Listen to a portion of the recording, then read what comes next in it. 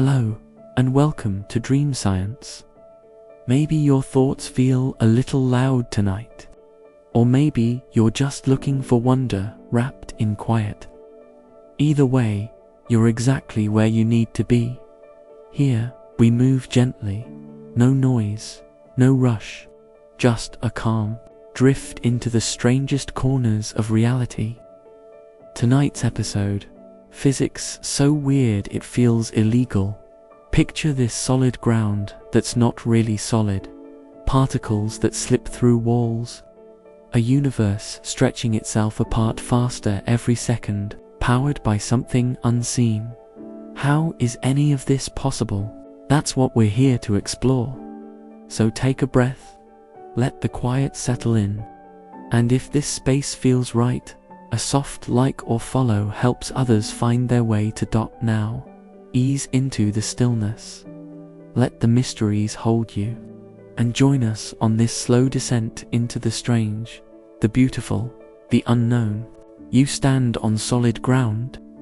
You feel the unyielding firmness beneath your feet, the concrete slab a steadfast anchor in your day.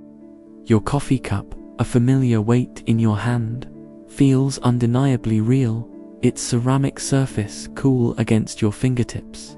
This is reality, right? Tangible, predictable, a sturdy framework for your existence. Every breath you take, every step you make, every object you perceive, reinforces this deep-seated, intuitive belief. The world is a collection of distinct, independent things, occupying fixed points in space and time. We trust our senses implicitly, relying on them to paint an accurate, reliable picture of what is. But what if that solid ground beneath you isn't so solid? What if the coffee cup in your hand, and even your hand itself, are not quite what they seem?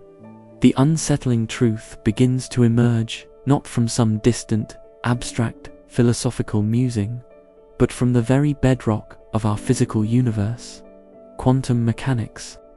This isn't just about things being small, it's about the very nature of reality fracturing at its most fundamental level. The world, as you perceive it, is an elaborate, convincing illusion, meticulously constructed by your brain from incomplete data. Imagine, if you will, that the universe isn't a collection of tiny, billiard ball-like particles, as classical physics once suggested. Instead, at the quantum level, everything you perceive as solid is, in fact, an energetic shimmer, a vibration. Think of a guitar string. When it's plucked, it doesn't exist as a fixed, rigid line. It's a blurry, vibrating shape, existing in a multitude of possible positions simultaneously until you observe it. Similarly, the fundamental building blocks of your world, electrons, protons, neutrons, don't exist in a single, defined location until they interact with something else, or until we measure them. They exist as probability waves, spread out like a ripple across a pond, a ghost of a presence across all possible locations at once. It's as if every particle is playing a cosmic game of hide-and-seek. But instead of choosing one hiding spot, it's in all of them until you open your eyes and look. What does this mean for your solid ground? It means that the atoms making up the concrete are mostly empty space, with incredibly tiny nuclei orbited by these fuzzy, shimmering probability waves of electrons. The solidity you feel is not atoms physically touching each other like microscopic bricks. Rather, it's the electromagnetic repulsion between the electron clouds, those vibrating strings, those rippling waves of your foot and the concrete. You aren't truly touching the ground. You're hovering, infinitesimally, above it, pushed back by an unseen force field of vibrating energy. It's like trying to push two powerful magnets together.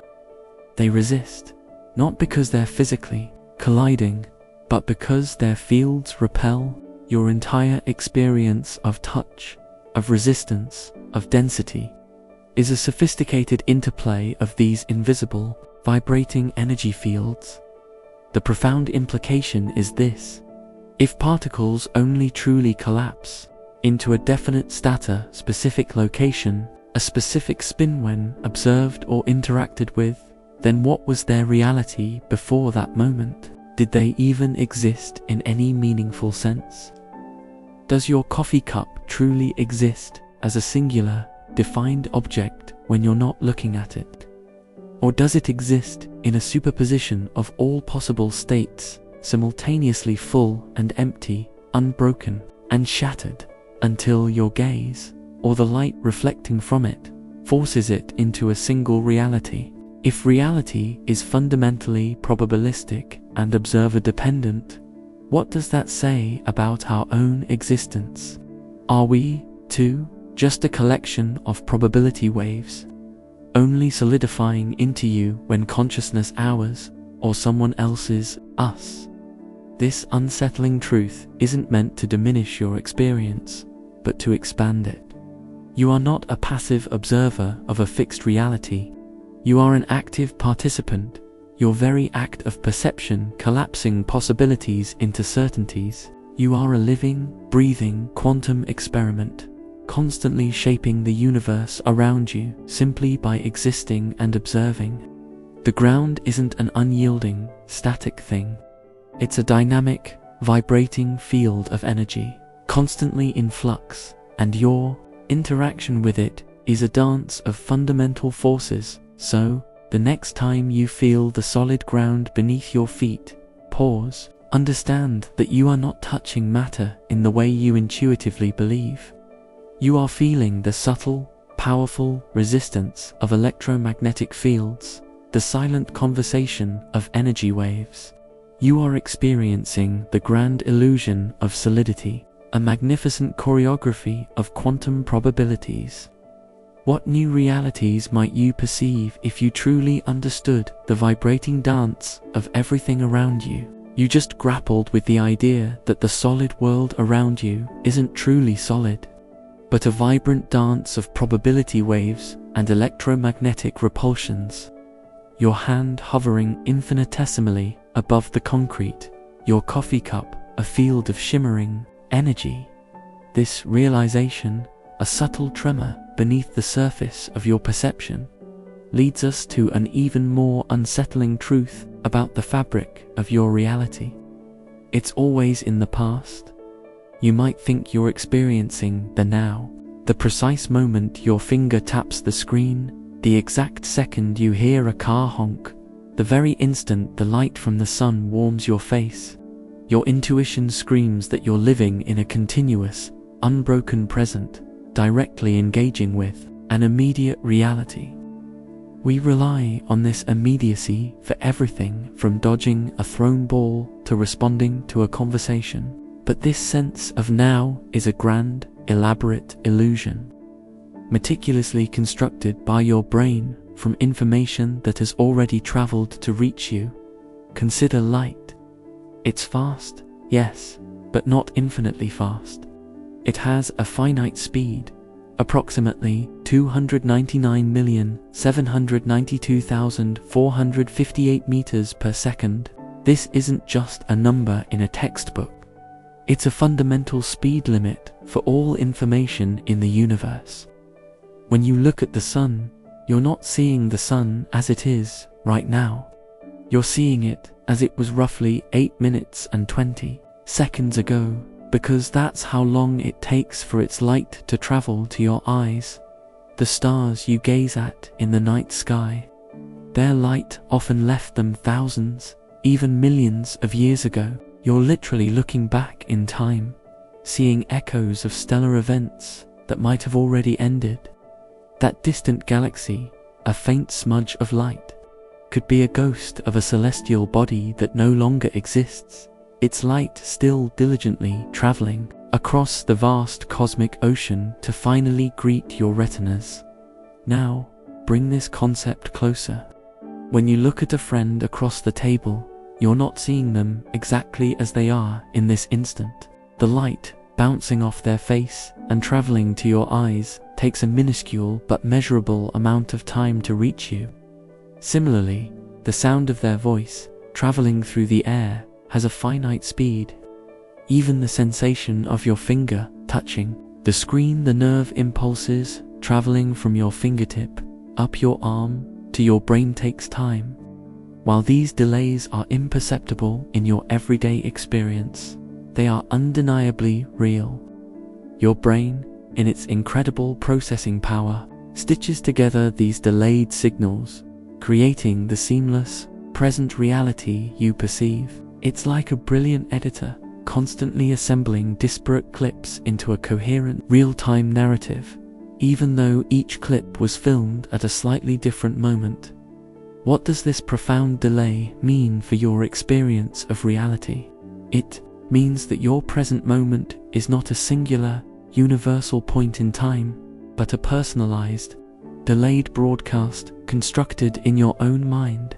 You are, in essence, living in a constant, infinitesimal past. If the universe truly operates under a cosmic speed limit, then every interaction you have, every perception you make, every thought that forms from external stimuli is a historical event. Could two people ever truly share the exact same present moment if their sensory inputs arrive at infinitesimally different times due to their differing positions? Are we all living in subtly different personal pasts, forever chasing a now that perpetually eludes us? This isn't just a fascinating scientific footnote. It's an invitation to profoundly reevaluate your relationship with time and perception. The now you inhabit is a carefully curated illusion, a masterpiece of neural computation designed to give you a coherent experience of the world. It frees you from the burden of absolute simultaneity, allowing you to function effectively in a universe governed by the unbreakable laws of cosmic speed. So, the next time you feel that surge of immediacy, that undeniable sense of right now, take a moment. Acknowledge the incredible work your brain is doing, patching together ancient light and delayed vibrations to create your personal, utterly convincing present. What if embracing this subtle lag, this inherent delay, could unlock a deeper appreciation for the intricate dance between your perception and the relentless march of time? You've accepted that your solid world is a dance of energy and that your present is always a delayed broadcast, a curated illusion. These are unsettling truths, to be sure, but your mind, in its incredible capacity for adaptation, has already begun to accommodate them.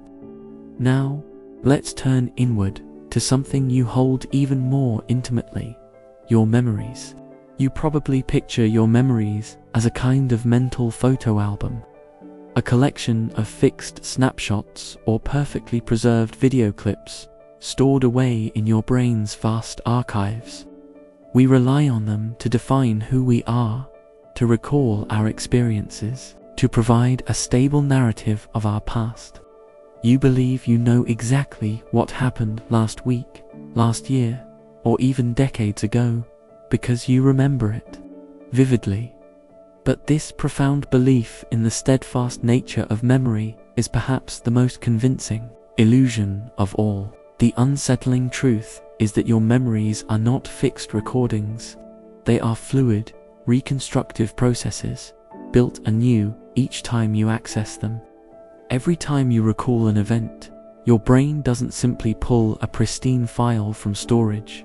Instead, it actively reconstructs the memory, piecing together fragments of information influenced by your current mood, your present knowledge, and even new experiences. It's less like retrieving a file and more like performing a plage time. The actor's neural pathways might deliver their lines slightly differently, influenced by the current stage conditions, your present state. Think of a story you love, perhaps a fairy tale you've read countless times. Each time you read it, the words are the same, but your interpretation, your emotional response, might subtly shift based on your age, your life experiences, or even the time of day. Your brain does something similar, but with far more active shaping. When you recount a childhood anecdote, you're not just replaying it. You're often editing, embellishing, or even unconsciously altering details to fit a more cohesive narrative, to make the story funnier, sadder, or more poignant. New information can even retroactively change old memories. If you hear a piece of gossip about a past event you witnessed, your brain might subtly weave that new information into your original memory of the event, even if the gossip isn't true. This isn't a flaw in your brain. It's an incredibly efficient and adaptive mechanism. Why would evolution equip us with such an unstable system? Because memory isn't primarily for perfect historical record-keeping. It's for learning and prediction. Your brain uses past experiences to anticipate future outcomes and navigate the present. A rigid, unchangeable memory system would be far less flexible. By allowing memories to be re-evaluated and updated, your brain can integrate new information, discard irrelevant details, and continuously refine your internal model of the world. It's like having a living document rather than a stone tablet. It can be updated, corrected, and improved. So what are the profound implications of your ever-shifting past? If your memories are constantly being re-edited, if your personal history is a dynamic, living narrative, then what does that mean for your identity? Is you merely the sum of a continuously revised collection of stories? Does the person you believe you were yesterday truly exist? Or is that version of you already being subtly rewritten by the you of today? This fluidity can be unsettling, perhaps even liberating. It means you are not trapped by a fixed past. You have the inherent capacity to re-evaluate, reinterpret, and even subtly reshape your relationship with previous events, freeing yourself from old narratives that no longer serve you. The next time a memory surfaces, vibrant and seemingly precise, pause for a moment. Instead of accepting it as an immutable fact, consider it a masterful reconstruction, a story you are telling yourself now about something that happened then. Recognize the incredible flexibility of your own mind, the ongoing, subconscious act of authorship that shapes your personal history. What new possibilities emerge when you understand that your past is not a prison of fixed facts, but a garden where understanding can continually evolve? You've journeyed through the unsettling dance of quantum solidity, the temporal lag of your present, and the ever-shifting sands of memory. Each truth has peeled back another layer of what you thought was undeniably real. Now we confront a concept so deeply woven into your everyday experience, yet so profoundly challenged by the universe's mechanics, that it feels almost sacrilegious to question your choices. You wake up, you decide to wear a blue shirt, you choose coffee over tea, you turn left instead of right. We live by the conviction that we are the authors of our own destiny, that our decisions spring from our free will, shaping the unique path of our lives. But what if every choice you could make, every path you might take, already exists in some form? What if, at the quantum level, the future isn't a single, predetermined line, but a vast, shimmering tapestry of all possibilities, simultaneously existing until your choice seems to pluck one thread into reality? This isn't just about randomness. It's about the mind-bending concept of quantum superposition applied to the very fabric of your lived experience. Just as a quantum particle can exist in multiple states at once until observed, what if your life, your narrative, exists as a superposition of all possible futures until your conscious experience collapses one into your perceived present? Imagine a crossroads. In your everyday understanding, you choose left or right, and the other path simply ceases to be. But in a quantum sense, it's as if you simultaneously take both paths, not in the sense of being in two places at once, but in the sense that the potential for both realities persists. It's like Schrödinger's cat, but instead of the cat being both alive and dead, you are simultaneously living the life where you chose left and the life where you chose right, until the moment you observe the outcome, meaning, until you experience one specific reality. Your act of choosing, of moving forward in time, is the very observation that forces one of these potential realities to become manifest, while the others, presumably, remain in their probabilistic, unmanifested state. Why would the universe operate this way? It aligns with the fundamental probabilistic nature of quantum mechanics we touched upon earlier.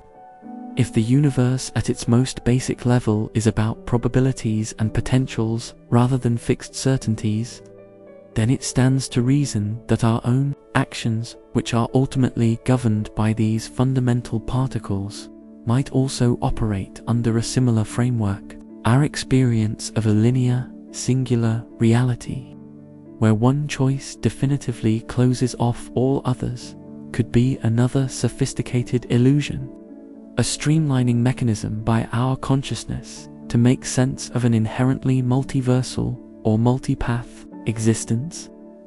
What are the profound implications of your choices being part of a quantum superposition? If every unmade decision isn't truly discarded but remains a potential shimmering alongside your chosen path, does that diminish your free will or amplify it? Does it mean that the regret you feel over a past choice is a lingering echo of a path still existing, still accessible in some parallel stream of reality? Or does it mean that your consciousness, your very act of living, holds an extraordinary power, the power to pluck one thread from an infinite tapestry of possibilities and weave it into the fabric of your experienced reality? This isn't an invitation to dismiss your choices as irrelevant. Quite the opposite. It is a radical reframing of their significance. Your choices are not merely selecting from a few fixed options. They are the active, moment-by-moment collapse of infinite potentials into a single, unfolding story. You are not just making decisions, you are constantly performing an act of creation, shaping the universe's narrative through the very act of living. So, the next time you face a decision, big or small, consider it more than just a fork in the road. Consider it a moment where the vast, unmanifested possibilities of the universe converge, waiting for your consciousness to bring one into vivid, undeniable being. How does this awareness change the weight or the wonder of your next choice? You've journeyed through the perplexing nature of solidity, the delayed pulse of the present, the fluid dance of memory, and the quantum tapestry of choices. Each revelation has chipped away at the familiar, leaving you with a profound sense of the universe's inherent strangeness. Now, let's confront a truth that touches the deepest core of your existence. Your perception of being a singular, isolated consciousness. You experience thoughts, feelings, and sensations unique to you. You believe yourself to be an independent entity, navigating the world from within the confines of your own skull. But what if this profound sense of individual separation is yet another elegant illusion, meticulously crafted to enable your experience of reality? The unsettling truth lies in the concept of quantum entanglement, a phenomenon Einstein famously called spooky action at a distance. Imagine two particles, perhaps two tiny photons of light, that become entangled.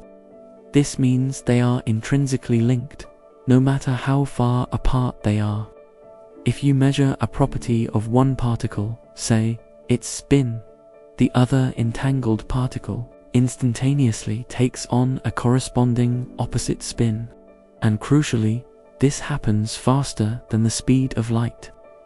It's as if they're communicating telepathically, without any signal needing to travel between them. Their fates are intertwined, their realities seemingly conjoined, even across vast cosmic distances. How does this relate to you? While the direct macroscopic application of quantum entanglement to human consciousness is still a frontier of scientific inquiry and philosophical debate, the underlying principle is profoundly disruptive to our notion of absolute individuality. If the universe, at its most fundamental level, is interwoven by these non-local connections, if information can be shared instantaneously between seemingly separate entities, then the boundaries we perceive between me and not me begin to blur. It suggests a foundational interconnectedness, a cosmic web where everything, at some deeply hidden level, is entangled. It's like a vast, unseen nervous system, with every particle, every atom, every you and every me being a tiny neuron firing within its intricate network. Consider the very atoms that make up your body. They were forged in the hearts of dying stars billions of years ago, scattered across the cosmos, and eventually coalesced to form you. The iron in your blood, the carbon in your bones, they are literally stardust. In a very real sense, you are a temporary arrangement of universal matter, deeply connected to everything that has ever existed. Quantum entanglement takes this a step further, suggesting that even as independent entities, a fundamental oneness persists beneath the surface, a shared reality that defies our everyday understanding of distinct separation. The profound implication is this: if your consciousness, or at least the quantum underpinnings of your existence, is entangled with the very fabric of the universe, then your perception of being utterly alone in your thoughts and feelings might be an adaptive simplification. Could our individual awareness be like a single wave on a vast ocean, distinct, yet undeniably part of the greater whole? Does the deepest part of your being resonate with echoes of distant events, of other consciousnesses, through this unseen entanglement? This isn't about telepathy in the conventional sense, but about a deeper, more fundamental unity at the core of existence. This unsettling truth isn't about dissolving your identity, but about expanding it. You are not merely a solitary island of consciousness. You are a unique manifestation of an intrinsically interconnected universe. Your thoughts, your feelings, your very presence ripple through this hidden web, contributing to a larger, unperceived reality. You are a point of exquisite focus within a vast, entangled consciousness that defies conventional boundaries. So, the next time you feel a profound sense of isolation, or conversely, a deep connection to something larger than yourself, pause. Consider the unseen threads that bind you to everything, everywhere. How might this radical interconnectedness transform your understanding of belonging, of purpose, and of the true nature of your seemingly singular self? You've navigated the perplexing nature of quantum entanglement, understanding that your seemingly isolated consciousness might be a wave on a vast, interconnected ocean. The idea that everything is fundamentally linked, that your existence ripples through a hidden cosmic web, has perhaps begun to settle, however unsettling it might initially feel. Now, we're going to push beyond mere entanglement and delve into a concept so audacious, so profoundly disruptive to your sense of linear reality, that it might just rewrite your understanding of every moment you've ever lived. The many worlds interpretation of quantum mechanics. You believe your life unfolds as a single, unbroken narrative. You made a choice yesterday, and that choice led to this present moment, while all other possibilities simply vanished. You are here, reading these words, and there's no other you in another reality, doing something entirely different, right? This is the bedrock of your experience, a singular timeline, a unique trajectory through space and time. But what if, at every single moment, a quantum event occurs, and these events are happening constantly, everywhere, all the time, even within the atoms of your own body? The universe doesn't just choose one outcome. What if, instead, the universe splits? This is the core of the many worlds interpretation. Every time a particle's probability wave collapses into a definite state, every time there's a quantum measurement or interaction, the universe doesn't just pick one path. It branches, creating new, parallel realities where every possible outcome of that quantum event actually occurs. Imagine that crossroads again, where you chose left or right. In the many worlds scenario, you didn't just collapse one path into reality. Instead, at that precise quantum moment of decision or interaction, the universe split. One, you went left, living out that specific future, while simultaneously, another, you went right, experiencing that alternative future in a completely different, but equally real, parallel universe. And this isn't just for major life decisions. It's happening billions upon billions of times every single second, for every quantum interaction, no matter how small. Your entire life, indeed the entire universe, is constantly branching, spawning an incomprehensibly vast number of parallel realities, each one a slightly different iteration of what could be. Why would such a bizarre interpretation even be considered? Because it elegantly resolves some of the most perplexing paradoxes of quantum mechanics, particularly the measurement problem, the question of why a particle's wave function collapses from a superposition of possibilities into a single reality only when observed. In many worlds, the wave function never truly collapses. It simply expresses itself across all possible realities. All outcomes are equally real, simply occurring in different, uncommunicating branches of the ever-expanding multiverse. It's like an infinitely branching tree, with every tiny twig representing a new universe born from a quantum event. The profound implications of this are staggering. If the many worlds interpretation is true, then every unmade choice isn't unmade at all. It's being lived out by another version of you, right now, in a different branch of the universe. This means that every road not taken, every word left unsaid, every career path unpursued, every potential relationship that never blossomed, all of them are unfolding somewhere, with another version of you at the center of that narrative. Does this diminish your own path, knowing countless others are living out alternatives? Or does it expand your sense of self beyond the confines of a single timeline, making you a composite of countless experiences across an infinite multiverse? This unsettling truth reframes your entire existence.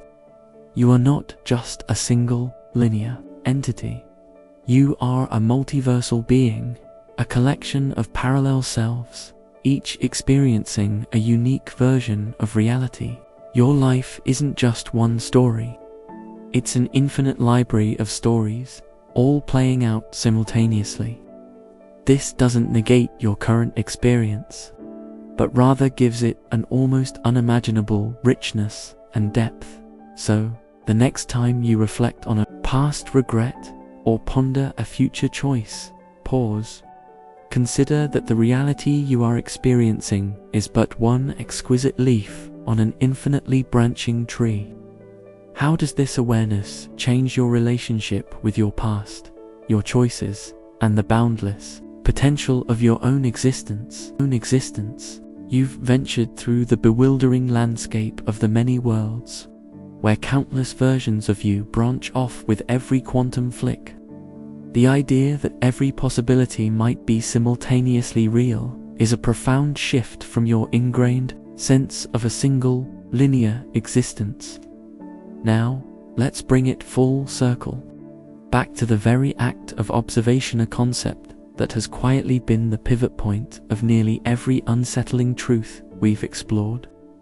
You naturally assume that reality exists independently of you.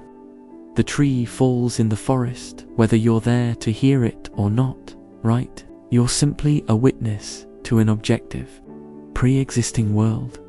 But the most unsettling truth of quantum mechanics, the very heart of its weirdness, suggests something far more radical.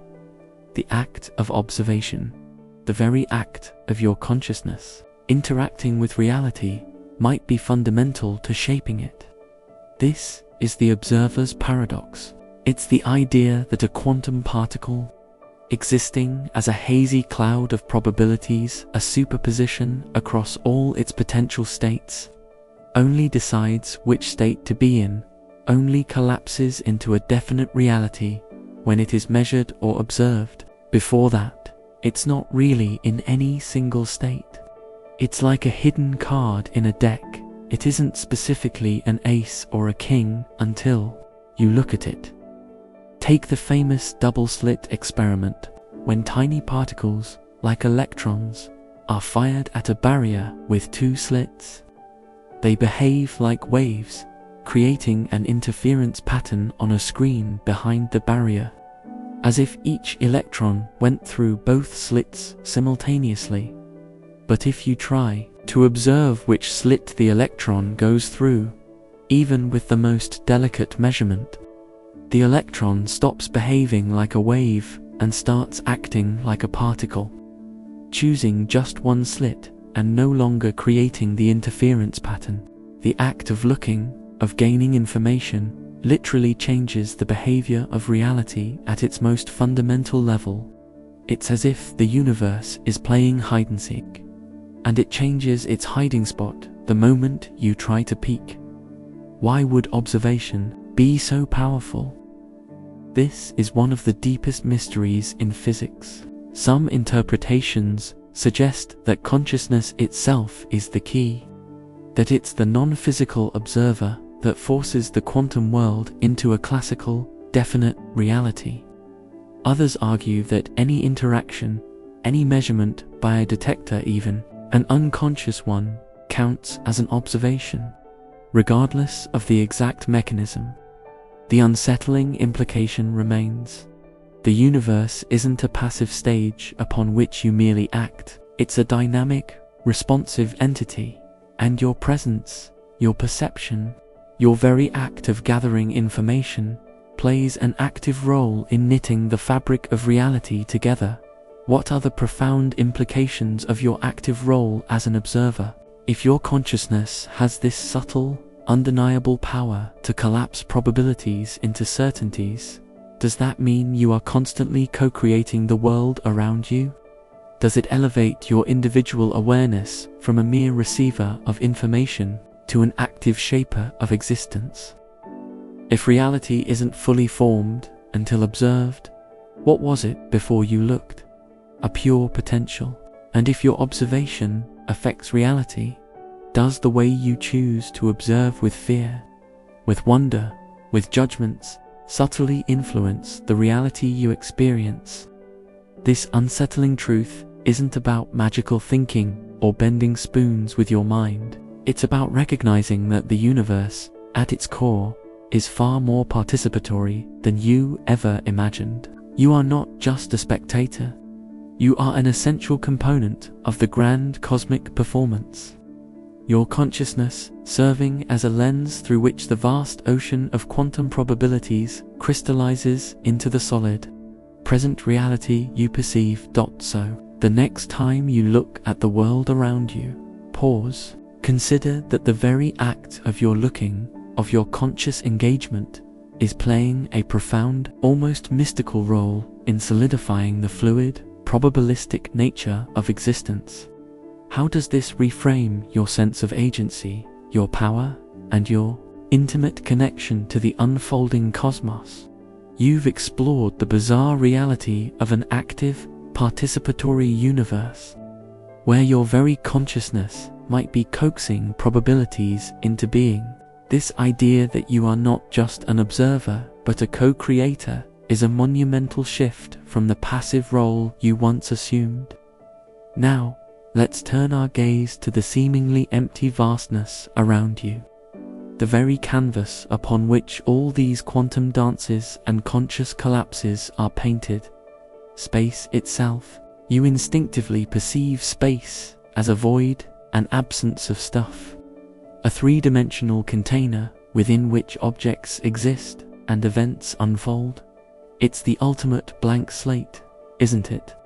The emptiness between the stars, between atoms, even between your fingers. But the unsettling truth, revealed by quantum field theory, is that empty space is anything but empty. It's a seething, churning ocean of activity. A vibrant foam of energy and potential particles constantly flickering in and out of existence. This isn't just a philosophical idea. It's a measurable, empirically verified phenomenon known as quantum fluctuations or zero-point energy. Imagine trying to look at a perfectly calm, still pond. You'd expect a smooth, mirror-like surface. But at the quantum level, even this calm pond is actually boiling. Tiny ripples and splashes are constantly appearing and disappearing, too small and too fleeting for your everyday senses to perceive in the vacuum of space. These ripples are virtual particles, particle and antiparticle pairs that spontaneously pop into existence from nothing, exist for an infinitesimally brief moment, and then annihilate each other, disappearing back into the quantum foam, borrowing energy from the universe only to pay it back almost immediately. It's like a cosmic financial system where tiny loans are taken out and repaid constantly, creating a buzzing, invisible marketplace even in the deepest void. Why does this happen? According to the Heisenberg uncertainty principle, another pillar of quantum mechanics, you cannot simultaneously know a particle's exact position and its exact momentum. This principle extends to energy and time. You cannot know the exact energy of a system at an exact moment in time. This uncertainty means that even in empty space, there's always a tiny, irreducible jitter in energy. This inherent energy fluctuation allows for the momentary, ephemeral appearance of these virtual particles. They are the universe's inherent background noise, the silent roar of creation happening, even when there's seemingly nothing there. The profound implications of this not-so-empty space are staggering. If the vacuum is teeming with this hidden activity, then everything you perceive as solid and real is emerging from and constantly interacting with this energetic background. Your body, the chair you're sitting on, the light from your screen, all are bathed in and influenced by this quantum foam. It challenges the very notion of what nothing means. If true emptiness doesn't exist, then the universe didn't just begin from something. It is always beginning, always creating, always in a state of dynamic flux, even in its most seemingly quiescent regions. It suggests a universe far more vibrant and alive at its core than our senses typically report. This unsettling truth reframes your relationship with the seemingly vast distances between objects. The space between the stars isn't a silent, inert abyss. It's a cosmic dance floor, alive with invisible, fleeting particles. The empty space within an atom is a hive of furious, ephemeral activity. You are not just moving through empty space, you are wading through a teeming, energetic ocean of potentiality. So, the next time you perceive a void, whether it's the space between objects or the silence of a supposedly empty room, pause. Consider that what appears to be nothing is in fact a vibrant, ceaseless symphony of quantum creation and annihilation, How does this reimagine the very fabric of existence and your place within its eternally active embrace? You've come to grips with the unsettling vibrancy of empty space, a quantum froth of fleeting particles constantly winking in and out of existence. Your notion of the void has transformed into a seething ocean of potential.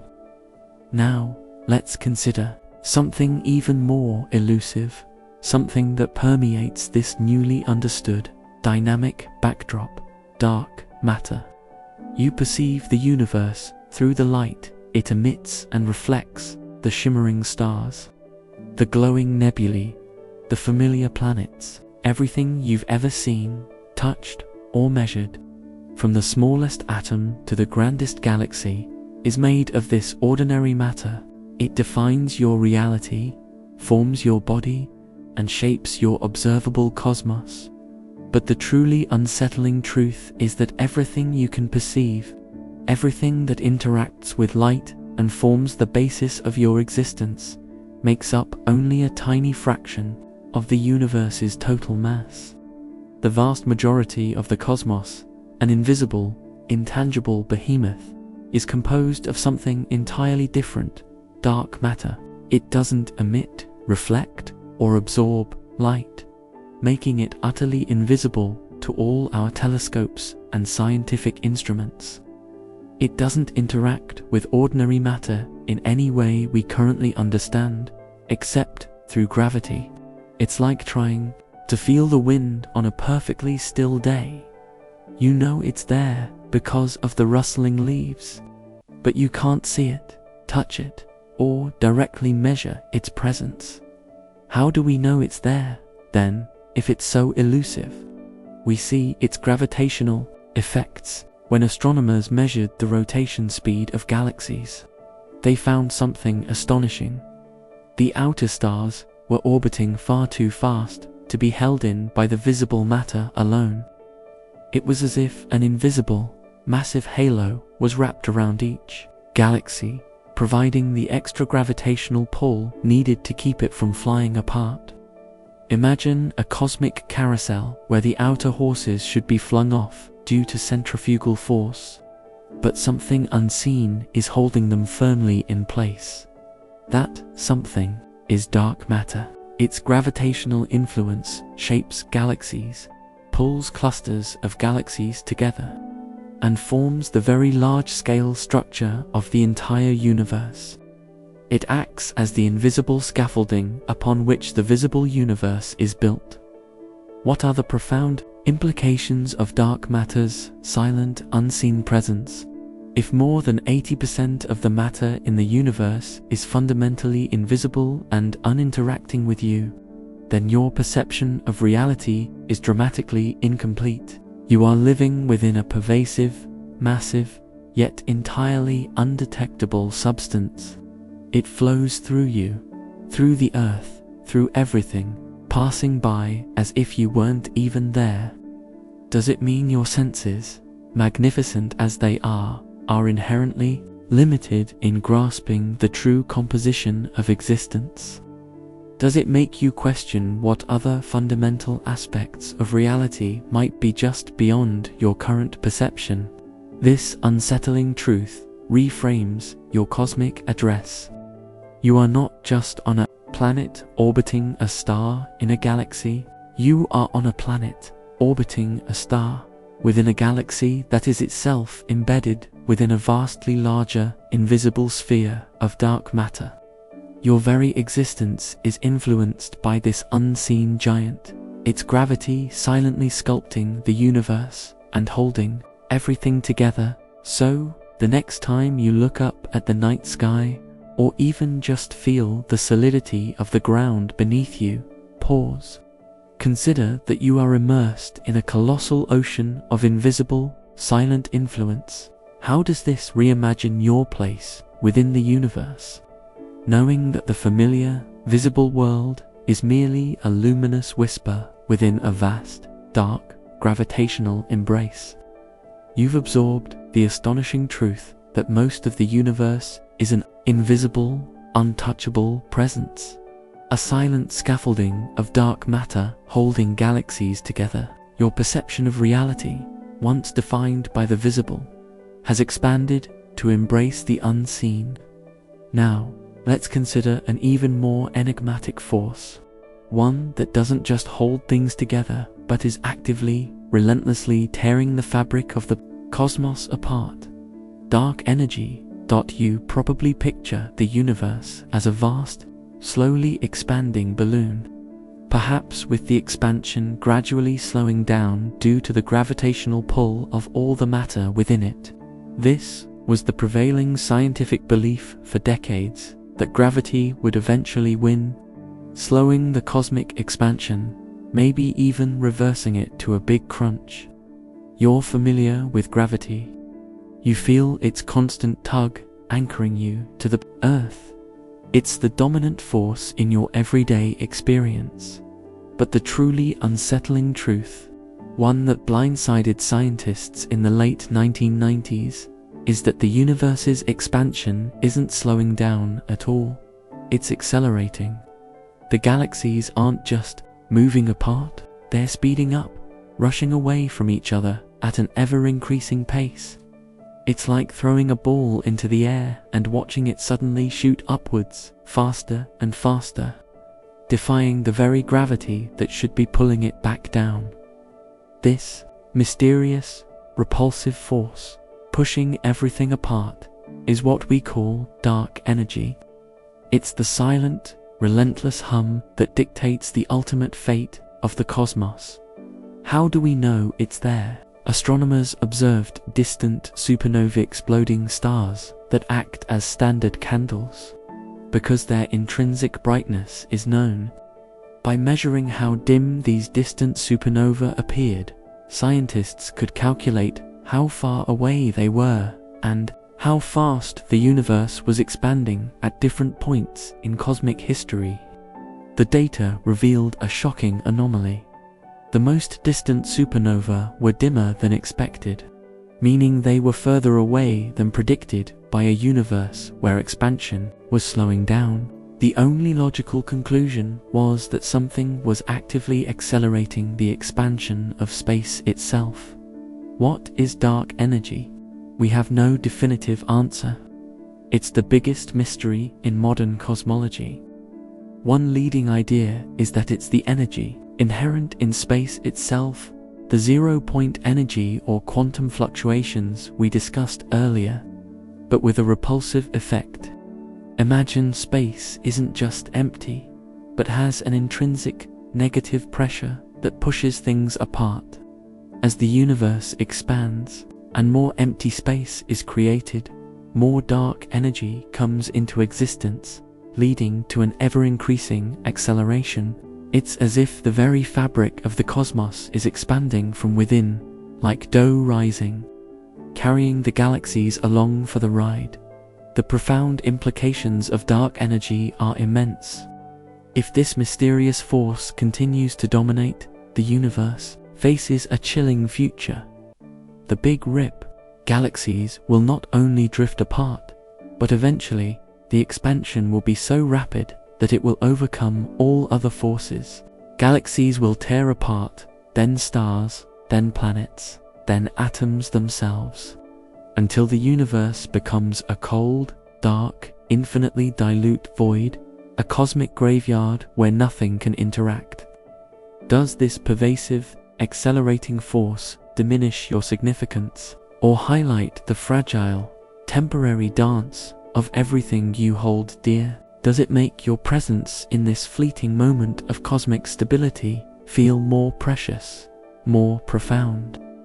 This unsettling truth reframes your cosmic journey. You are not just living in an expanding universe.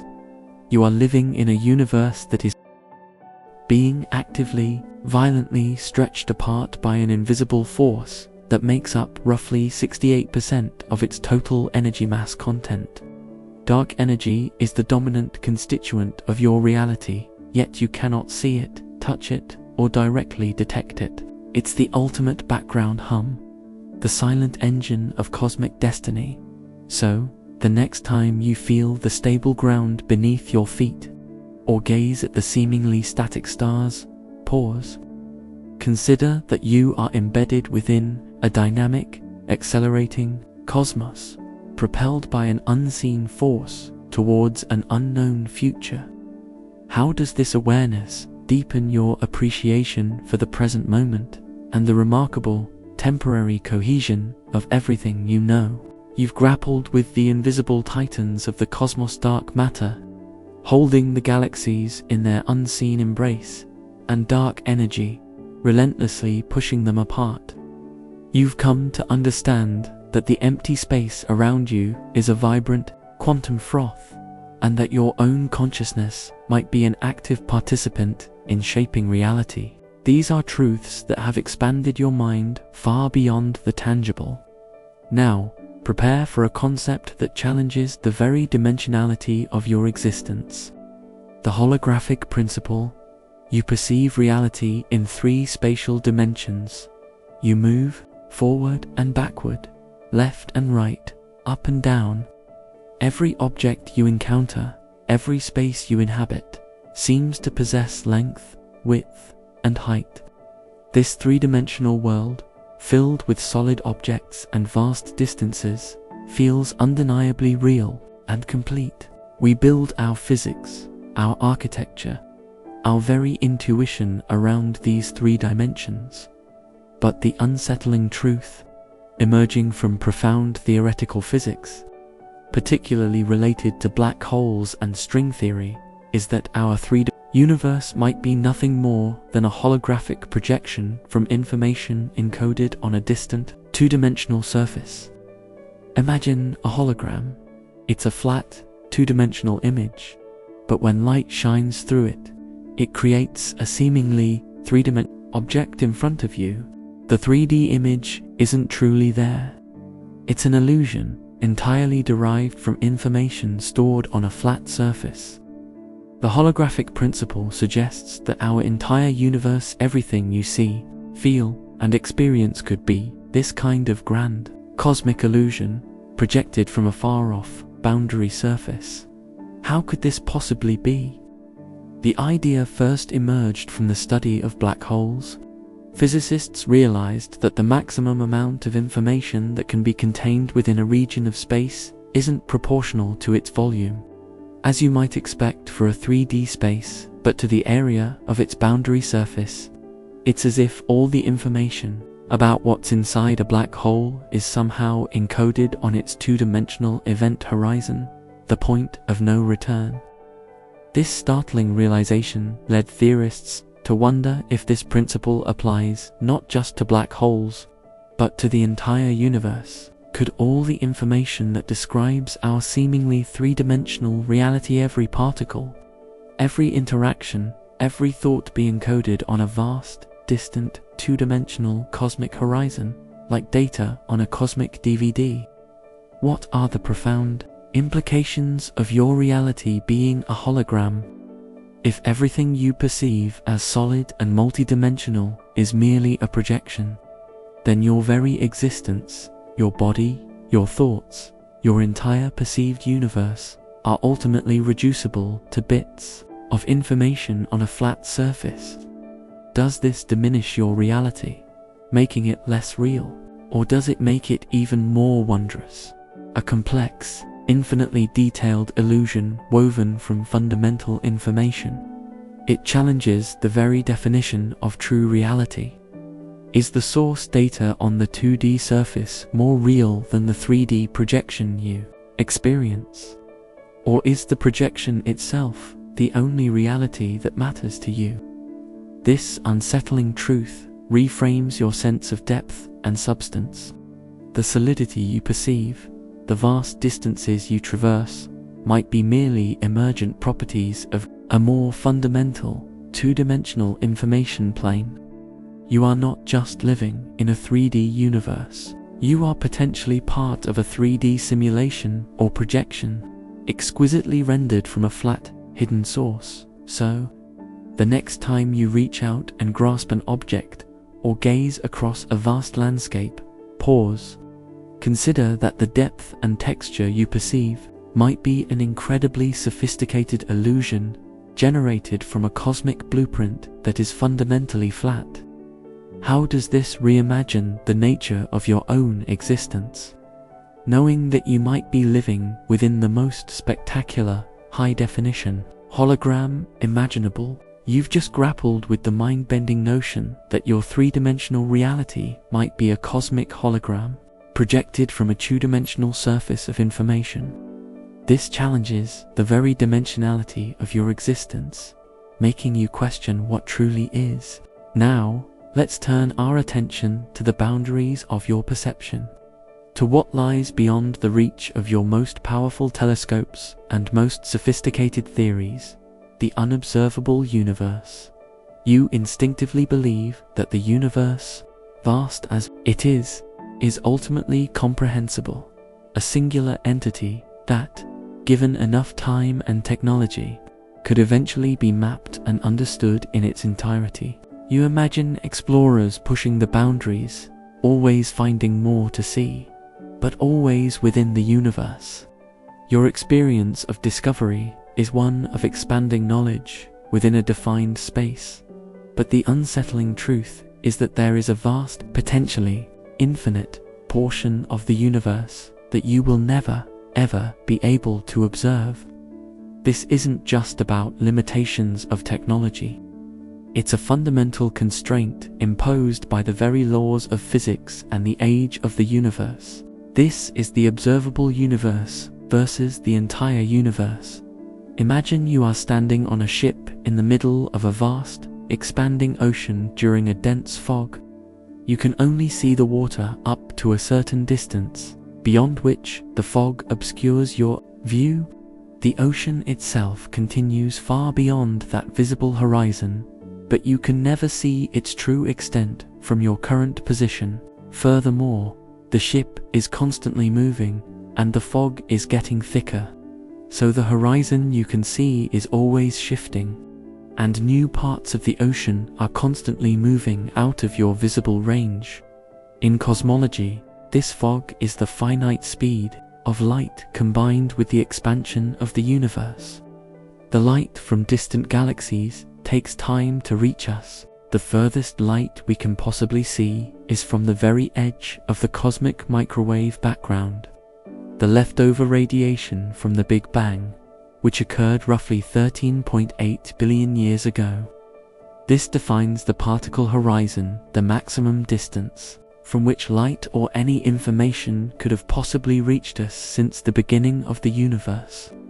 Anything beyond that horizon, even if it exists, is fundamentally unknowable to us because its light hasn't had enough time to travel to us yet, and because the universe is expanding, and that expansion is accelerating thanks to dark energy.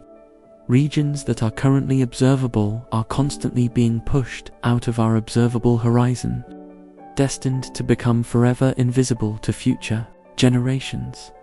What are the profound implications of this unobservable cosmos? It means that everything you know, every galaxy mapped, every cosmic structure studied, represents only a fraction, perhaps a minuscule fraction, of the total universe.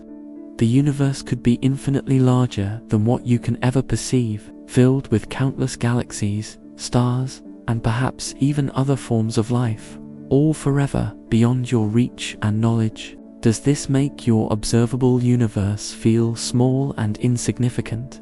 Or does it imbue it with a precious, unique quality, a singular window into an unimaginably vaster reality? It challenges your anthropocentric view, reminding you that your reality, vast as it feels, is a mere bubble within something far grander and more mysterious. This unsettling truth reframes your cosmic perspective. You are not just a resident of the universe. You are a resident of the observable universe, a limited, constantly shrinking bubble of information. There is an outside to your cosmic home, an endless expanse of untold stories and uncreated possibilities that will forever remain a mystery. So, the next time you gaze up at the night sky and imagine the furthest reaches of the cosmos, pause, Consider that beyond the most distant galaxy your mind can conceive, there is an unimaginable realm that is eternally silent, eternally dark, and eternally unknowable to you. How does this awareness humble your perception and deepen your wonder for the extraordinary, yet confined, bubble of reality you inhabit? You've grappled with the humbling reality of the unobservable universe, acknowledging that your cosmic perception is confined to a finite, ever-shrinking bubble within an incomprehensibly vaster cosmos.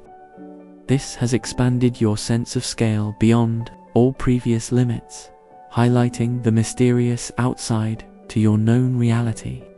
Now, let's bring it closer to home, to something as fundamental as the ticking clock on your wall, to the very nature of time. You perceive time as a linear, unidirectional flow, moving relentlessly from the past, through the present, and into the future. Events happen, they are over, and then they become history. Your memories are of a past that is done, complete, and unchangeable. But the unsettling truth, deeply embedded within Einstein's theories of special and general relativity, is that time is not absolute and universal. It is relative and interwoven with space. This isn't just about time moving faster or slower for astronauts in space. It implies something far more profound, that all moments past, present, and future might, in some fundamental sense, coexist. This is often referred to as the block universe theory. Imagine time not as a flowing river, but as a frozen block of ice, a four-dimensional loaf of bread. Every slice of that loaf represents a moment in time, and every point within a slice represents an event in space. In this analogy, the past, present, and future are all equally real and exist simultaneously within this block. You, as a conscious observer, are simply moving through this block, experiencing one slice or moment at a time, creating the illusion of a linear progression. It's like watching a movie reel. All the frames exist simultaneously on the film, but your projector, your consciousness, plays them one after another, creating the experience of motion and sequence. Why does relativity lead to such a conclusion? Because time, as Einstein showed, is intertwined with space to form space-time. Gravity isn't a force pulling objects. It's a warping of space-time itself. And, crucially, time can dilate. If you travel very fast, or if you are in a very strong gravitational field, time passes more slowly for you relative to someone in a weaker field or moving slower. If time can be stretched and squeezed depending on your motion or your proximity to mass, then it loses its absolute, universal quality. If your now is different from someone else's now due to relative motion or gravity, then there is no single, privileged now for the entire universe. This suggests that all moments are equally valid points in space-time, implying their simultaneous existence. The profound implications of the block universe are immense.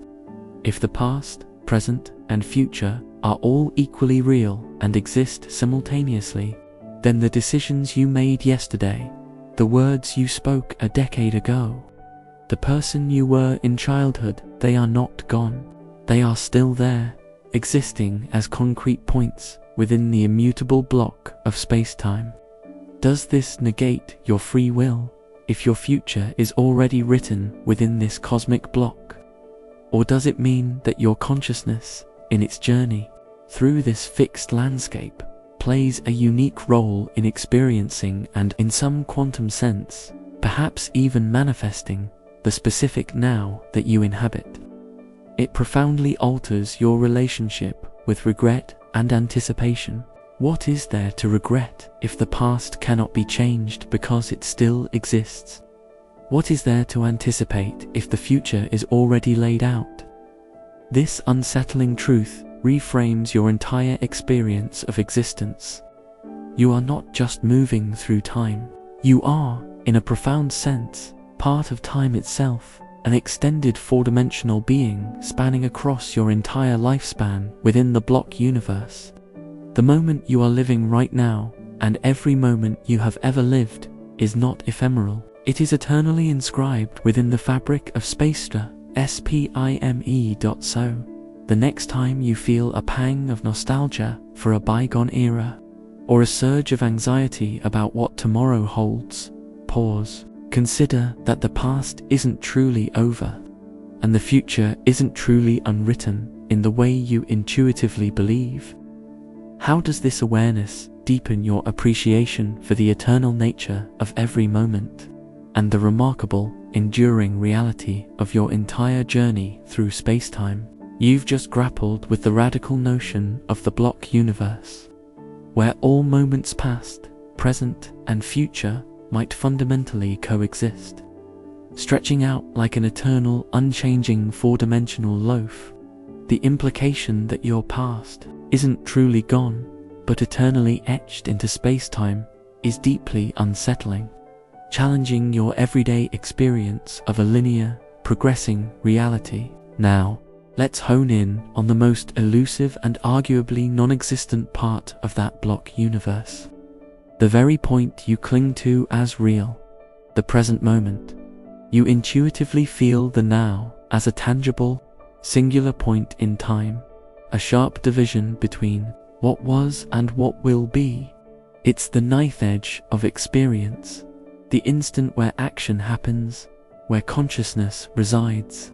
We organize our entire lives around this fleeting now, constantly striving to be present, to seize the day. Your brain, in its phenomenal capacity, constructs this feeling of immediacy, providing a continuous stream of sensory input and thought that feels undeniably current.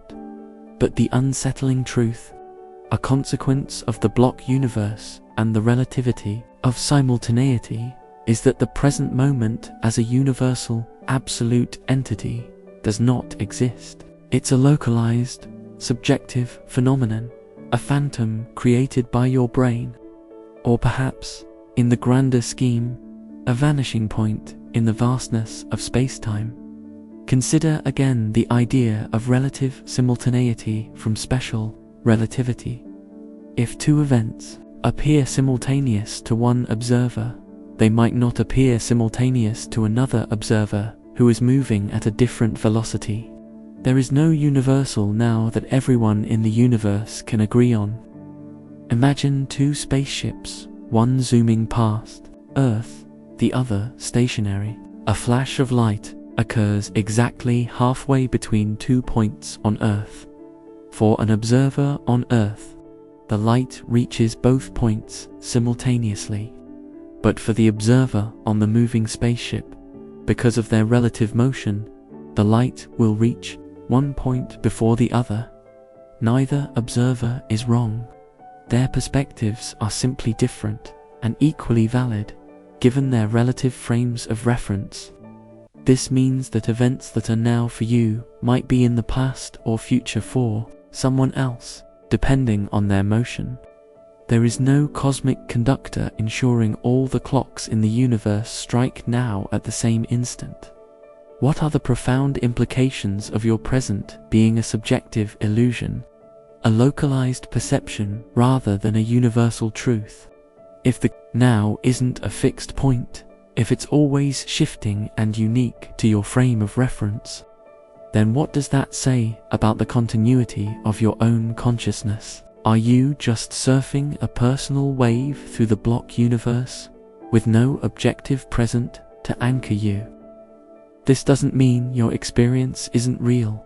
It means the nature of that reality is far more intricate and subjective than you ever imagined. It challenges your sense of shared reality with others, as each individual might be experiencing a slightly different now, a unique sliver of space-time. This unsettling truth reframes your most intimate experience of time, the precious, fleeting present you constantly strive to grasp, is not a universal constant, but a personal, ever-vanishing point created by the interaction of your consciousness with the specific trajectory you take through space-time. You are not standing still on a fixed now, but constantly moving through the eternal, four-dimensional block, experiencing a unique cross-section that you interpret as your current reality. So, the next time you feel the undeniable pull of the present moment, that fleeting instant of now, pause. Consider that it is a profound and beautiful illusion, a subjective reality crafted specifically for you within a universe where the past, present, and future are intertwined. How does this awareness change your relationship with urgency, with mindfulness, and with the incredible personal construction of your own temporal experience? You've navigated the ephemeral nature of the present, realizing it's a subjective, vanishing point within an eternal block universe. This has profoundly altered your understanding of time's flow. Now, let's take an even more audacious leap, one that synthesizes many of these unsettling truths and challenges the very foundation of what you call reality, the simulation hypothesis. You instinctively trust your senses, believing that what you see, hear, and feel is objectively real, fundamental, and unsimplicative. The world around you feels so rich, so detailed, so undeniably there. We assume we are flesh and blood beings in a tangible universe, governed by physical laws that are inherent to its nature. This conviction provides the bedrock for your every interaction, every aspiration, every fear. But the unsettling truth, pondered by philosophers and physicists alike, is that the sophisticated universe you inhabit, the intricate laws that govern it, and your very consciousness within it, might all be a highly advanced computer simulation. This isn't science fiction anymore. It's a serious argument with potentially profound implications. Imagine, for a moment, an advanced civilization, perhaps billions of years in your future, with computing power so immense it far surpasses anything you can currently conceive. Such a civilization could easily run incredibly detailed simulations of their ancestors, or of entire universes. If they could, wouldn't they? And if they ran many such simulations, the statistical probability is that you are far more likely to be one of the simulated intelligences within one of those many simulations than you are to be one of the single, original, base reality intelligences. It's like asking, if there are billions of simulated towns and only one real one, which one are you more likely to be in? The odds are overwhelmingly in favor of a simulation. How does this connect to the unsettling truths we've explored? Consider the discrete nature of quantum reality, where particles only take on definite states when observed in a simulation. This is a highly efficient way to render reality. The program only needs to calculate and render the specific details that are being observed at any given moment, rather than continuously simulating every single particle and interaction in the entire universe. It's like a video game that only renders the textures and details of the environment immediately around your character, saving immense processing power. Think about the cosmic speed limit of light, or the inherent uncertainties of quantum mechanics. These could be the fundamental refresh rate or computational resolutions of the simulation, the empty space teeming with virtual particles. Those could be background processes, the hum of the simulation's engine, the existence of dark matter and dark energy, invisible and interacting only gravitationally, could be the code's way of balancing the books, of adding necessary parameters without bogging down the rendering of visible matter. Even the holographic principle, suggesting 3D reality emerges from 2D information, sounds remarkably like a rendering process from a flat data layer. The profound implications of the simulation hypothesis are staggering. If your reality is a simulation, does it diminish your free will? Are your choices predetermined lines of code? Or is your consciousness, however simulated, capable of genuine agency within the program? Does it alter your understanding of death? If consciousness can simply be rebooted or copied, it could mean there's a programmer or designers of your universe, an ultimate intelligence that stands outside your perceived reality. Does this give new meaning to concepts of purpose, or even a divine creator, albeit one that uses algorithms instead of magic? This unsettling truth reframes your entire existence, from the mundane to the miraculous. You are not just living in a universe of physical laws. You are potentially living within a cosmic program, an exquisitely detailed, endlessly complex, digital creation. Your consciousness, your very being, might be a complex algorithm, and your experiences the emergent properties of its execution. So, the next time you feel the texture of a leaf, or gaze at the stars, or ponder the mysteries of existence, pause. Consider that the deepest truths about your reality might not be found in the physical world, but in the lines of code that could be silently running everything around and within you. How does this reimagine the nature of wonder, the pursuit of knowledge, and the ultimate purpose of your simulated life? You've ventured into the possibility that your reality is a grand simulation, a meticulously rendered program where your consciousness might be an emergent algorithm. This concept, unsettling as it is, provides a compelling, if speculative, framework for many of the universe's deeper mysteries. Now, let's confront a paradox that strikes at the very heart of information, a concept that underlies both your perceived reality and the potential simulation it might be. The information paradox. You instinctively believe that information, once created, is never truly lost. If you write a letter and then burn it, the information within the letter is converted into heat and light.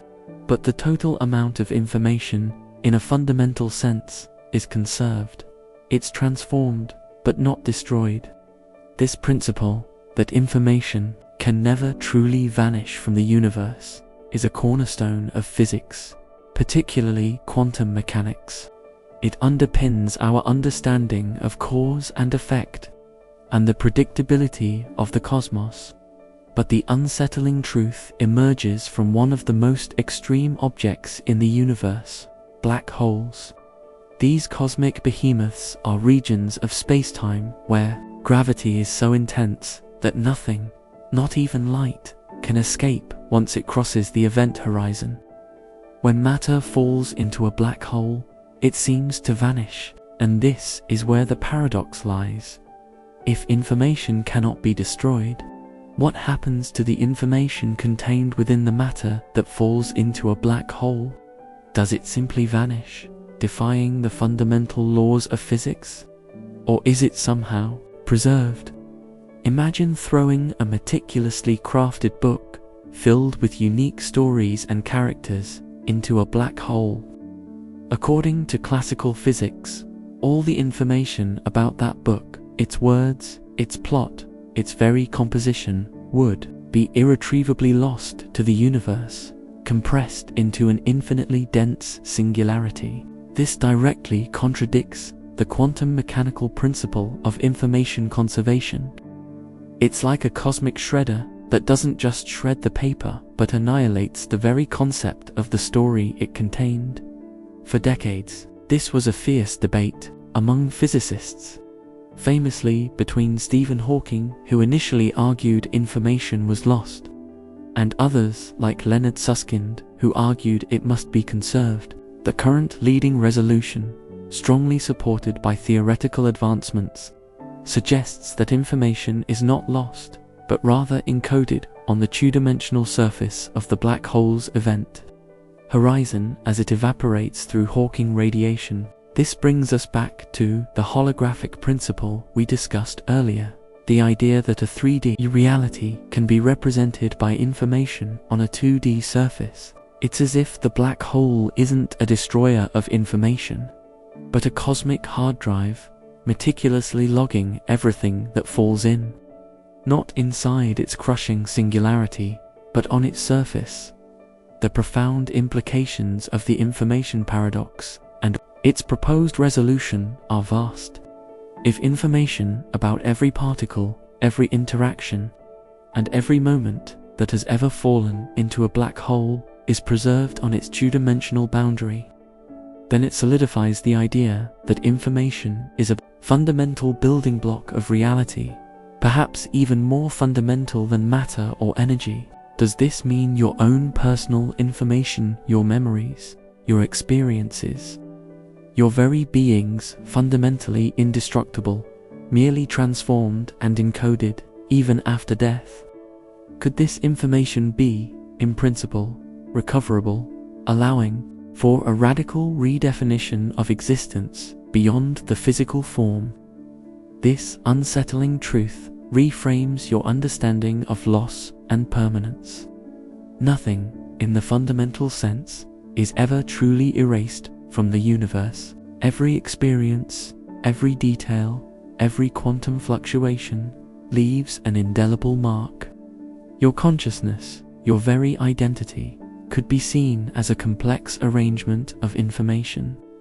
And if information is conserved, then your unique data never truly vanishes, but persists in a transformed, perhaps unreadable, state within the cosmic fabric. So, the next time you feel something is lost forever, or ponder the ultimate fate of all things, pause. Consider that the universe operates on a principle of absolute informational conservation, where even the most destructive cosmic phenomena are merely sophisticated encoding mechanisms.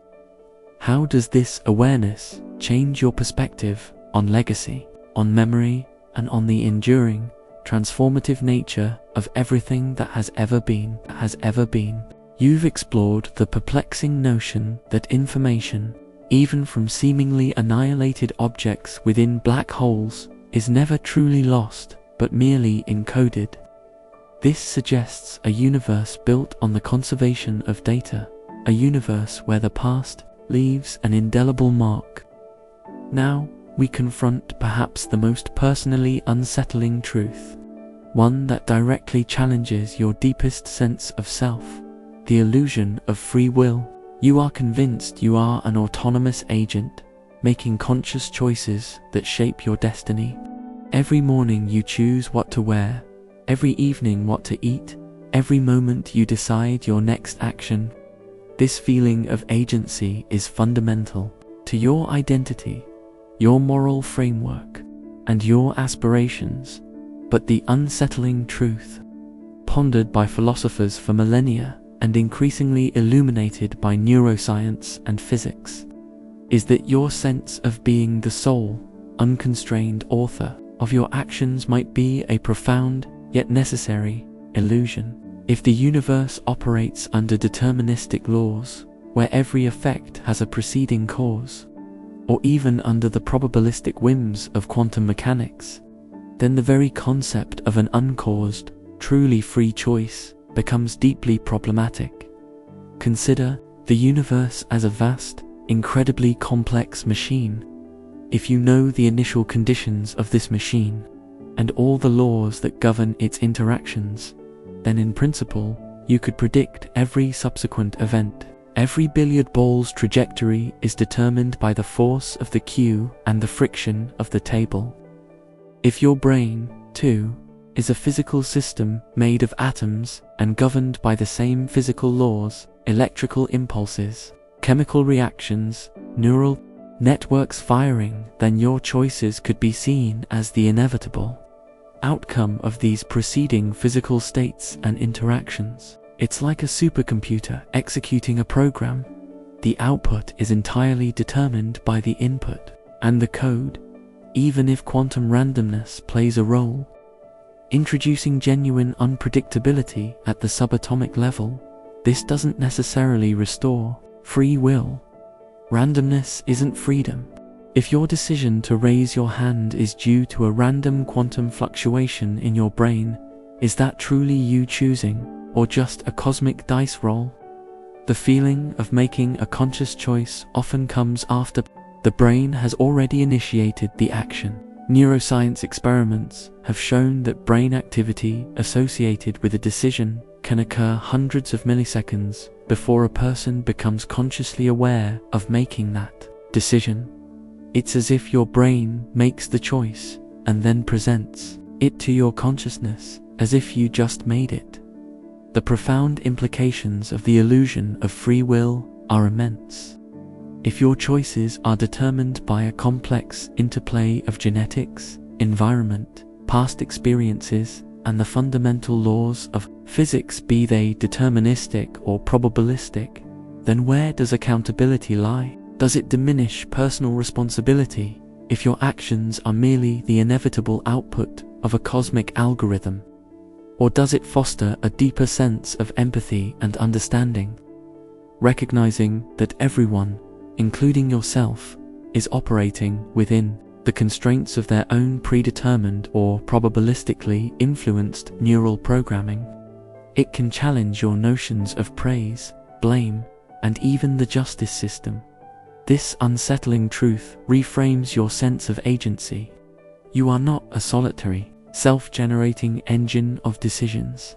You are an incredibly complex, emergent phenomenon, a sophisticated biological machine, or perhaps, as per the simulation hypothesis, a sophisticated algorithm whose actions are the inevitable or highly probable result of intricate causal chains stretching back to the beginning of the universe. This doesn't mean your actions don't matter. They simply matter as part of the grand, unfolding tapestry of cause and effect. So, the next time you feel that surge of conviction that you are in complete control of your next move, pause. Consider that this feeling, powerful and undeniable as it is, might be a brilliant trick of consciousness, a necessary mechanism for navigating a universe where genuine, uncaused freedom might be an impossible luxury. How does this awareness shift your perspective on judgment, on compassion, and on the intricate, deterministic or probabilistic dance of your own existence? You've confronted the potentially unsettling truth that your free will might be an elaborate illusion. Your choices, the complex output of a cosmic algorithm. This challenge to your autonomy is perhaps the most personal of all the unsettling truths. Now, let's delve deeper into the very organ that creates this illusion, the brain, and reveal another astonishing secret about its function. Your perception of the world isn't a direct, real-time capture of reality, but a constant, self-generated prediction.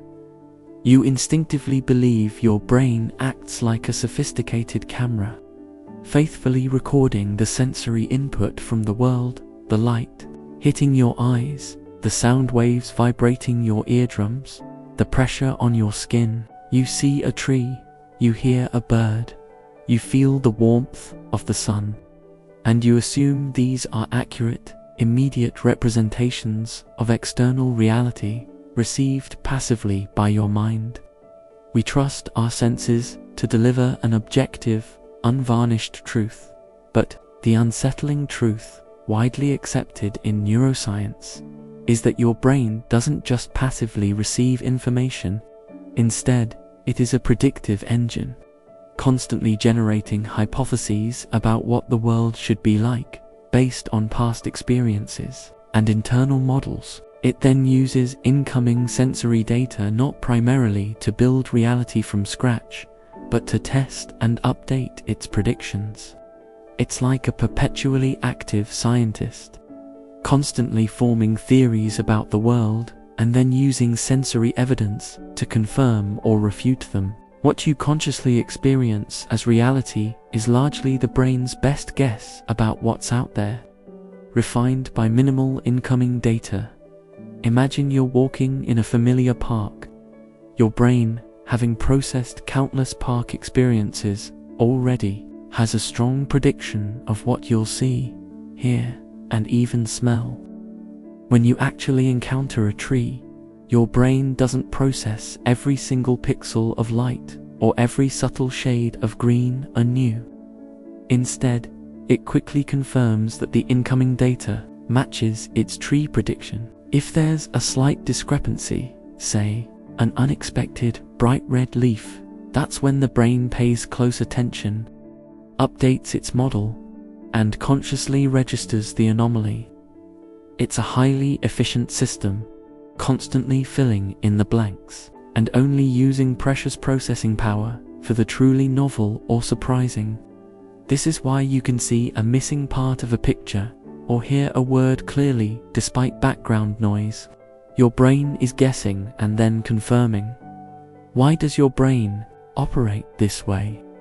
It's incredibly adaptive and efficient. In a world full of complex and ambiguous sensory input, waiting to process every single piece of information from scratch would be too slow, too computationally expensive, and potentially dangerous. By predicting, your brain can react faster, anticipate events, and make sense of incomplete data. It's a survival mechanism, allowing you to quickly interpret your environment and respond. It's also why optical illusions work.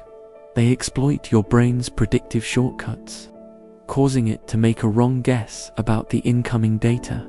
The profound implications of your brain as a predictive engine are immense. If your reality is largely a projection of your brain's internal model, then your perception is far more subjective and idiosyncratic than you ever imagined. Are you truly seeing the objective world, or are you primarily experiencing your brain's interpretation of it? Does this mean that people with different life experiences, different neural pathways, are literally inhabiting slightly or even vastly different subjective realities, even when looking at the same thing? It challenges the very notion of a shared, singular external reality, suggesting instead a universe where each consciousness constructs its own, highly personalized version. This unsettling truth reframes your sensory experience.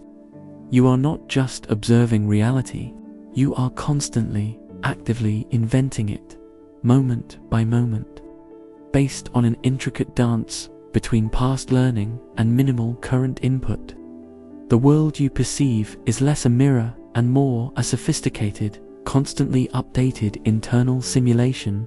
So, the next time you look at something, anything, pause. Consider that what you are seeing is not merely light hitting your retina, but your brain's latest, most refined prediction of what that light signifies, built upon a lifetime of accumulated data. How does this awareness change your relationship with truth, with understanding others' perspectives, and with the incredible, active construction of your own personal reality? You've delved into the profound revelation that your brain is not a passive recorder but an active, predictive engine, constantly fabricating your perceived reality. This subjective construction of the world, built on internal models and prior experiences, challenges the notion of a universal, objective truth. Now, let's pivot from the internal workings of your mind to its external reach, to the subtle yet undeniable impact of your very being on the quantum fabric of the universe, the influence of your potential. You live with the assumption that your actions, your thoughts, your very existence are confined to your immediate sphere of influence. You impact the people around you, the tasks you undertake, the physical space you occupy. Your choices, as we previously discussed, seem to collapse one path from many. But beyond this direct impact, you believe that your unrealized potential, your thoughts about what could be, are merely internal musings, ephemeral and without any tangible external effect. But the unsettling truth hinted at by the most speculative yet compelling interpretations of quantum mechanics, is that your very conscious consideration of possibilities might subtly influence the quantum probabilities of the universe, creating a faint yet real cosmic ripple of potentiality. This goes beyond merely collapsing a wave function. It suggests an active feedback loop between consciousness and the very foundational layer of reality. Imagine the universe as a vast, interconnected quantum field, a sea of infinite potentials waiting to be observed or influenced. We've discussed how observation seems to collapse a quantum wave from many possibilities into one specific reality. But what if the act of focusing attention, of consciously contemplating a particular future or outcome, however improbable, isn't just a passive mental exercise? What if this conscious act, even without direct physical intervention, subtly biases the underlying quantum probabilities in favor of that considered possibility? It's not about willing things into existence through sheer force of thought, but rather about a delicate, almost imperceptible nudge on the cosmic scales of probability. Think of it like a pebble dropped into a vast, still pond. Even the smallest ripple spreads outwards, affecting the entire surface. Your conscious intention, your mental exploration of a possibility, might be that pebble in the quantum pond. Why would this be?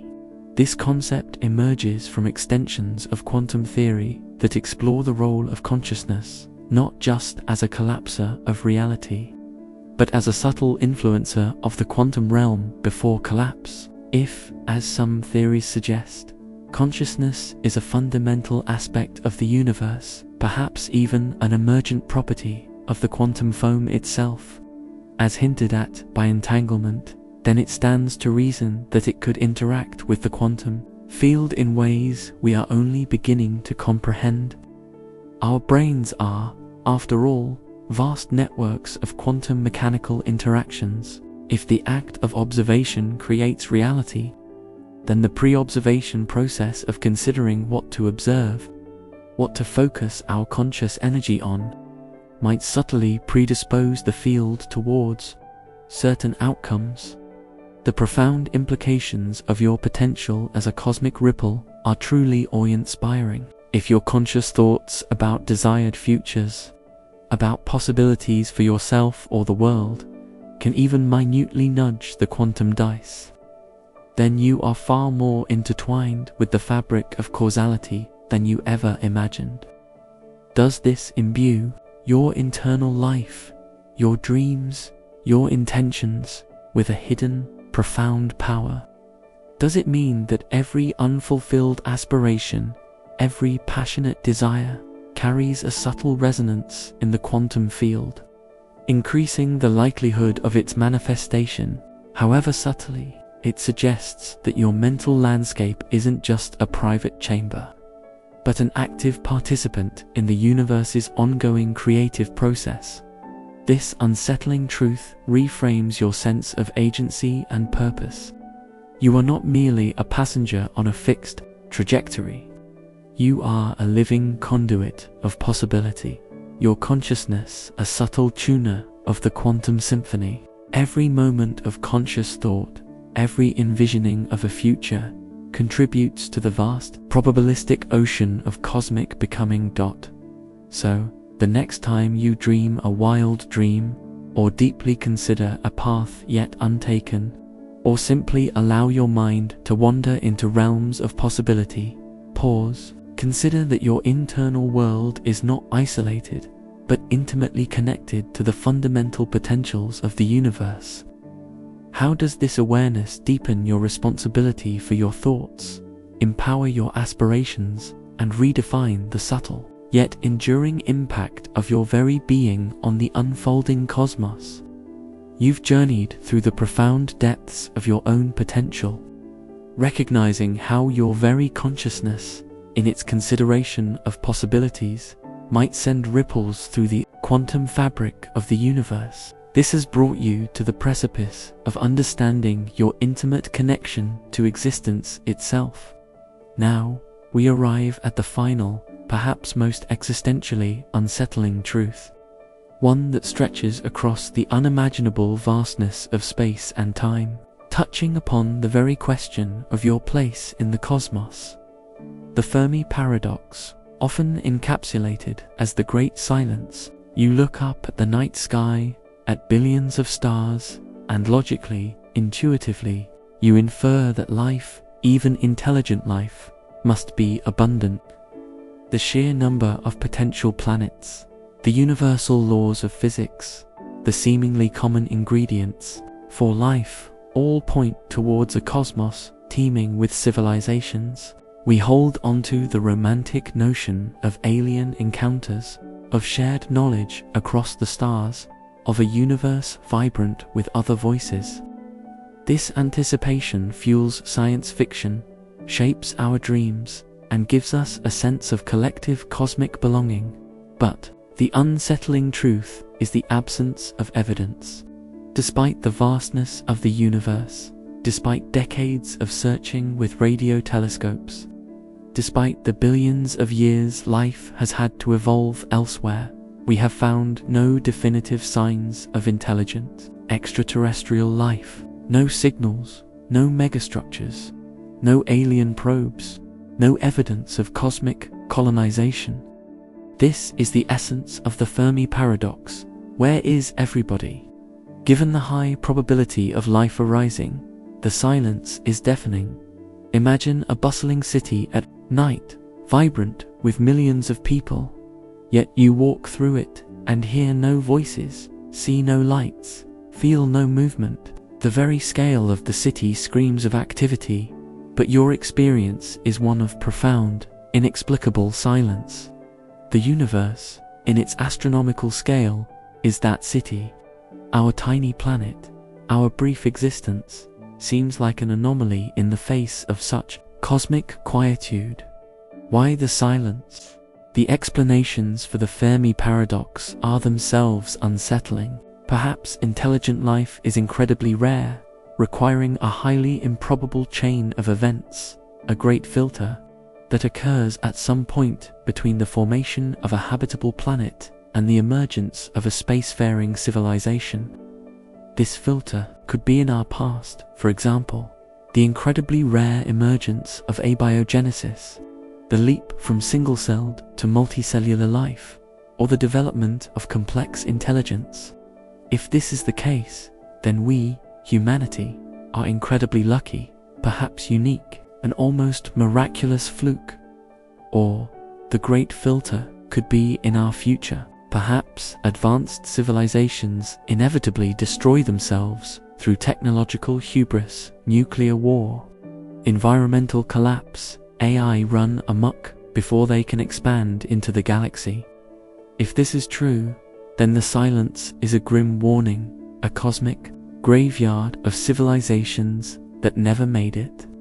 Alternatively, perhaps advanced civilizations choose to remain hidden, either for ethical reasons, a galactic quarantine to allow developing species to evolve naturally, or because they transcend their physical forms, existing in ways we cannot detect, perhaps as simulated entities, as discussed earlier, or perhaps they simply exist so far away, or their signals are so faint and distorted by the accelerating expansion of the universe, thanks dark energy, that we are simply too isolated to ever hear them.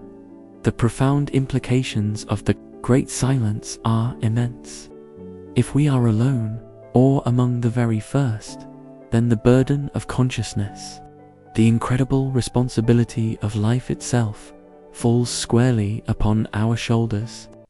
Our planet, our species, our brief moment of flourishing becomes unspeakably precious, a unique cosmic experiment in a vast, indifferent void. Does this make your existence feel infinitely lonely, or does it imbue it with an unparalleled sense of purpose and wonder?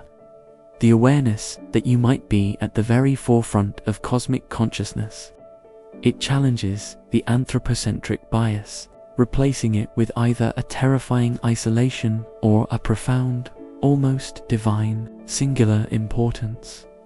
This unsettling truth reframes your place in the universe. You are not merely a speck on a planet in an ordinary galaxy. You are potentially a profound outlier, a rare anomaly, or a fragile pioneer on the cosmic stage. The silent expanse beyond Earth is not just empty. It is pregnant with unanswered questions, mirroring back the deepest uncertainties about your own existence. So, the next time you look up at the stars and feel the familiar awe, pause, consider the overwhelming silence that accompanies that majesty. What if the lack of other voices isn't a failure of our search, but a profound statement about the nature of life, the future of intelligence, and the extraordinary, terrifying uniqueness of your own conscious presence in this vast, uncommunicative cosmos? What incredible, terrifying responsibility does that silence place upon you and upon all of us as the potential soul bearers of the universe's self-awareness?